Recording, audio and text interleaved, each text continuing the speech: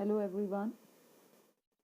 Once again, I have come up with the topic from your paper 1505, Unit 1st, Environmental Education. And here I am going to discuss the importance of environmental education and the approaches of environmental education. As I have already discussed the meaning of environmental education and aims of environmental education in the previous video.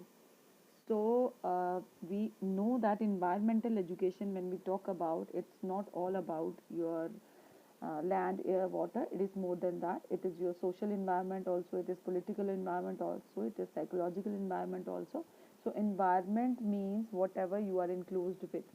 So here I'm going to take up importance of environmental education and approaches, and that two types of approaches I'm going to discuss: interdisciplinary and multidisciplinary, and formal and informal approach.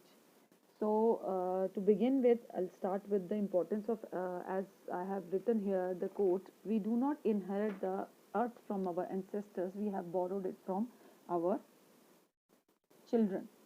So it means कि हमने जो भी यहाँ पे लिया है, हमें इसको अपने जनरेशन नेक्स्ट को देना है, इसलिए हमें इसकी केयर करनी पड़ेगी और इसकी एक बेटर इन्वायरमेंट देना पड़ेगा फ्यूचर जनरेशन को, because we people have a great impact of on environment. So the fundamental right जो है इंडिविजुअल का is to have a decent and clean environment, so that हमारे फ्यूचर जनरेशन को भी फ़ायदा हो. Now comes the question comes in our mind is why environmental education, like why it is important to study environment education. There is something which, because of which we are studying environmental education. What is that?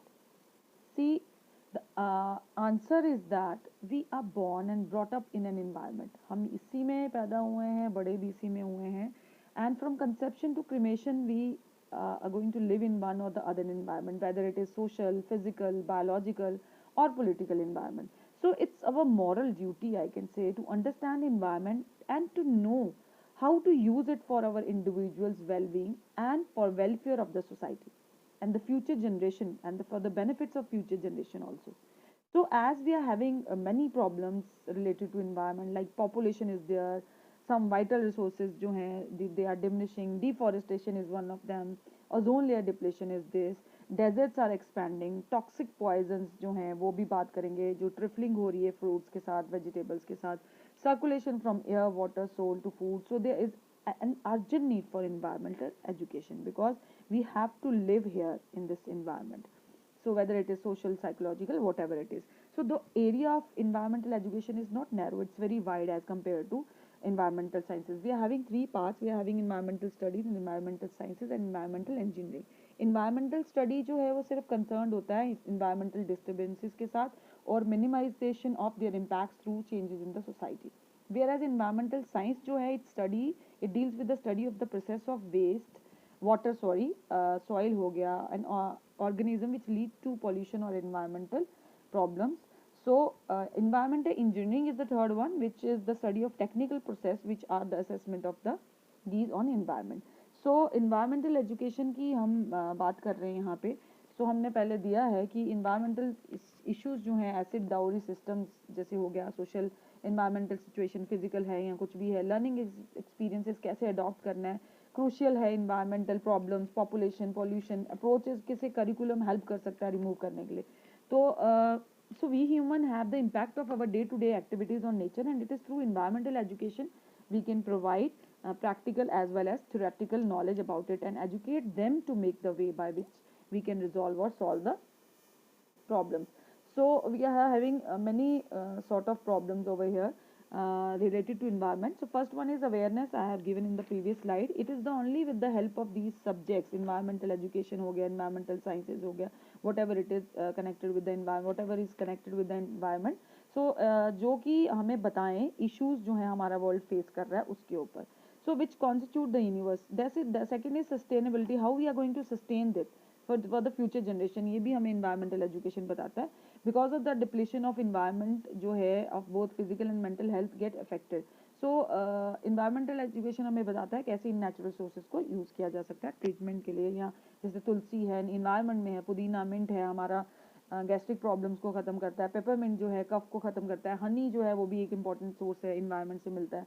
So it also makes people understand the importance of the renewable and non renewable energy जो है. India को बहुत सारे government ने establish किए हैं environment awareness.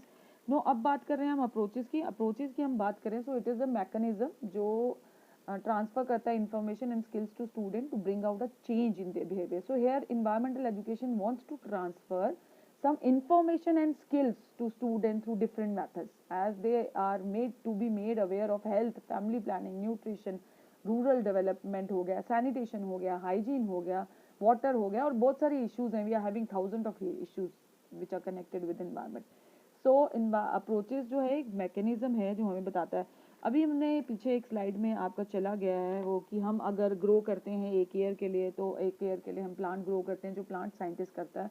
अगर हम 10 ईयर के लिए करते हैं तो हम क्रॉप ग्रो करते हैं तो एक ईयर के लिए करते हैं, प्लांट करते हैं तो 10 साल के लिए, और हम अगर ग्रो करते हैं कि इंसान को, ह्यूमन को एजुकेट करते हैं तो वो हम 100 सालों के लिए. और वो एजुकेशनिस्ट कौन है? हम लोग जो इनको एग्रीकल्चर साइंटिस्ट को और प्लांट साइंटिस्ट को हम एजुकेट करते हैं उनकी फील्ड में. So it is very important. Environmental education is very important for us to know how to, मतलब we have to educate the people. So we are having two types of approaches. One is interdisciplinary and second one is multidisciplinary. We are having three more, but I am going to discuss only these two: interdisciplinary approach and multidisciplinary approach. So interdisciplinary approach जो होता है वो क्या होता है? यहाँ पे तो concept दिया है, where in concept from various disciplines will be utilized to highlight the environment problem. So यहाँ पे क्या होता है कि बाकी सब्जेक्ट्स का जो है, जैसे आप यूरिया इतना हो गया, यूरिया की मात्रा ज़्यादा होगी, यहाँ आप मैथ्स को अप्लाई कर रहे हो, दिस परसेंट ऑफ यूरिया. जहाँ पे आप लाइफ साइंसेज की बात कर रहे हो, लाइफ साइंसेज के आपके अंदर जो है जो चीज़ें आती हैं वो अगर आप डिस्कस कर रहे हो तो वो आपका जैसे आपका टेरेस्ट्रियल, ओशन, एनिमल्स, तो वो भी आप इन्वायरमेंटल एजुकेशन के अंदर डिस्कस कर रहे हो, तो आप दूसरे सब्जेक्ट की हेल्प लेके दूसरे के अंदर डिस्कस कर रहे हो. इसको इंटरडिसिप्लिनरी एजुकेशन कहा जाता है. ये इन्वॉल्व करता है more than one branch of knowledge. Whereas multidisciplinary approach क्या हो गया? It is the fusion of different subjects in environmental education. So like environmental education जो है studies है वो बड़ी disciplines को involve करता है अपने साथ, like life science को involve करता है, अर्थ साइंस को इन्वॉल्व करता है, सोशल साइंस को इन्वॉल्व. जब हम लॉज की बात करते हैं तो सोशल साइंस है उसके अंदर. जब हम ओशंस की बात करते हैं तो आपका लाइफ साइंस है. जब हम डेमोग्राफी की, पॉपुलेशन की बात करते हैं तो अर्थ साइंस है. सो बड़े सारे सब्जेक्ट उसके अंदर इन्वॉल्व होते हैं. दूसरा, पहले वाले में वो सब्जेक्ट्स उनके अंदर जो है इन्वॉल्वमेंट है, यहाँ पे इन्वायरमेंटल की इन्वॉल्वमेंट है. सो अप्रोचेस की हम बात करें, so we having two basic approaches जो है हमारे पास, फॉर्मल और इनफॉर्मल अप्रोच. फॉर्मल अप्रोच में जो है which is given in schools, colleges, university and limited to a specific period. तो पहला है आपका आता है प्राइमरी स्टेज, जिसमें आपको emphasis is more on building up awareness and main motive is to sensitize the child about environment problems. So आप surroundings जो है उसको देते हो. लोअर सेकेंडरी लेवल जो है आपका कॉन्शियस करता है about the physical, social and aesthetic aspect of environment, and here we involve interdisciplinary approach. ठीक है, कंजर्वेशन कैसे करना है, प्रिजर्वेशन. हायर सेकेंडरी स्टेज जो होता है वो कंजर्वेशन, असिमिलेशन और ऑफ नॉलेज है, प्रॉब्लम आइडेंटिफाई की जाती है और एक्शन स्किल्स होती है, मतलब प्रैक्टिकल वर्क होता है. कॉलेज स्टेज में आप the more emphasis on knowledge regarding sustainable, कैसे आप सस्टेन कर सकते हो इन सारी चीज़ों को.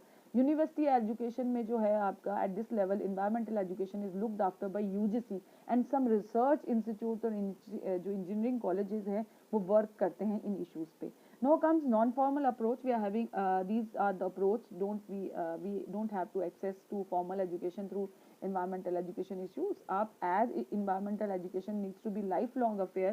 So formal education तो यूनिवर्सिटी तक खत्म होगी या PhD तक खत्म होगी.